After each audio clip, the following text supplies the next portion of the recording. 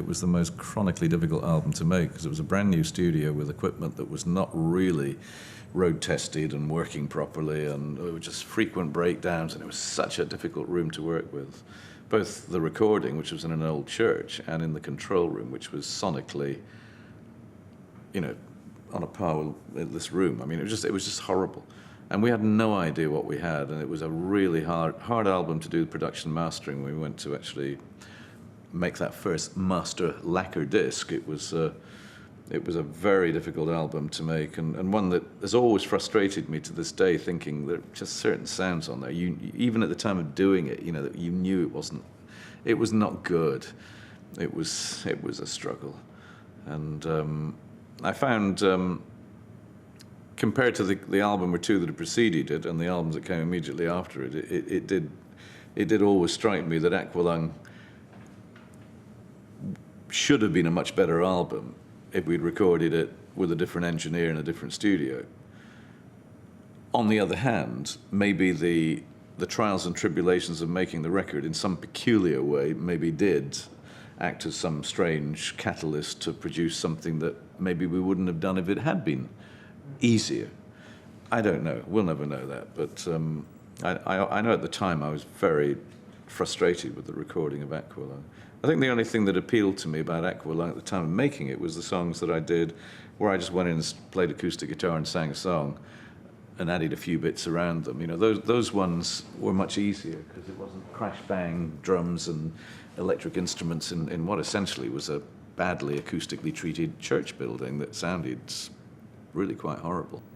Usually when you're recording a band piece, you leave off the things that you don't want to go wrong, like if there is an improv solo, you tend not to record that live because you don't want that leaking into other open mics in the studio and when it comes to replace it and try a few different ideas. So you tend just to leave it out and so you got a cleaner sound. You don't get any of the old redundant solo bleeding through on drum tracks or whatever. So yeah, I mean, things like the guitar solo in Aqualung were done as an overdub, and I remember we were all in the studio when Martin was out there playing it, and Jimmy Page from Led Zeppelin, who's actually probably just coming off stage as we speak from the reunion Led Zeppelin concert in London.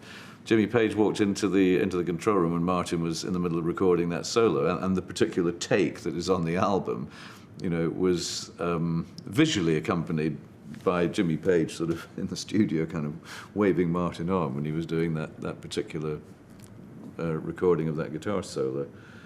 Yeah, it was a tough one. The Zeps had a good studio though. They were in a small studio in this brand new building. They had a Studio B, and Studio B was quite a cozy, nice little studio that sounded a whole lot better. Whereas we were in Studio A or Studio 1 or whatever it was, which was the church building, which was awful. And it was spooky to play in as well. If you're sitting in there just playing this acoustic guitar in this sort of big cavernous space, it was cold and horrible and weird and kind of not nice religion. It was kind of dark and scary, kind of echoes of some aspects of the English church that put the fear, not of God, the fear of man into me when I was a child. So I didn't find it a good record to make at all. I play a lot in churches. I've got a church at the end of this tour. I have a show, and a day after I get back to England, I have a play in a church for some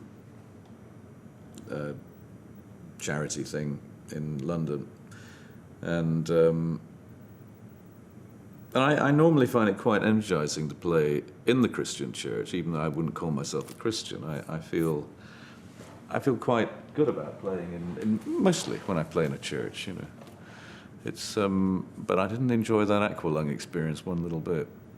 And I suppose again, knowing that it was a disused church, that it had that kind of, it again had something to do with the way the album took place, but the album took place and songs came out of it which were, whilst not being entirely negative about the essence of religion, they were critical and in some way shaped by the discomfort that I had of working in what had been I assume, a Christian church. Of what denomination, I don't know and don't want to know.